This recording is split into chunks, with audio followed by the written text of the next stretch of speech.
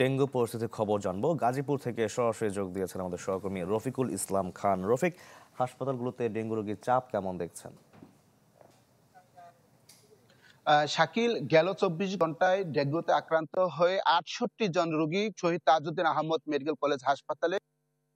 এ নিয়ে এবছর ৪,৩২১ জন রোগী এই হাসপাতালে চিকিৎসা নিয়েছেন। এর মধ্যে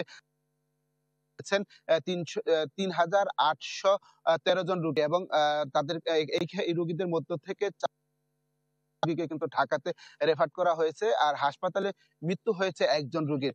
যে সংখ্যাটি মূলত বলছিলাম সেটি শুধু একটি হাসপাতাল, অর্থাৎ শহীদ তাজউদ্দিন আহমদ মেডিকেল কলেজ হাসপাতালের রোগীর সংখ্যা যারা অসুস্থ হয়ে ডিজাইন, এলিগেন্স, বিউটি, সেরা পণ্য সবার জন্য জেভিকো। সংখ্যাটা শুধু এই হাসপাতাল রয়েছে। এর বাইরেও কিন্তু শহীদ আহসানুল্লাহ জেনারেল হাসপাতাল রয়েছে টঙ্গীতে, সেখানেও কিন্তু ডেঙ্গু রোগী প্রতিদিনই ভর্তি হচ্ছে। সেই সংখ্যাটা কিন্তু আসলে এই মুহূর্তে আমার জানা নেই।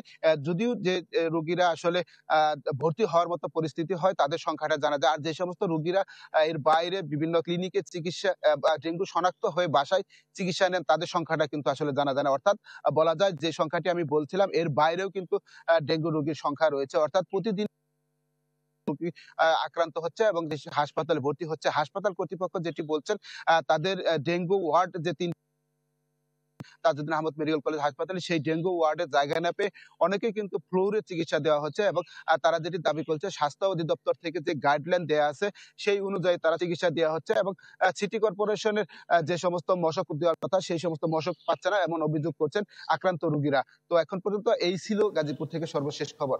শাকিব। রফিক, আপনাকে ধন্যবাদ। দর্শক, ডেঙ্গু পরিস্থিতির খবর জানছিলাম। গাজীপুর থেকে যোগ দিয়েছিলেন রফিকুল ইসলাম খান।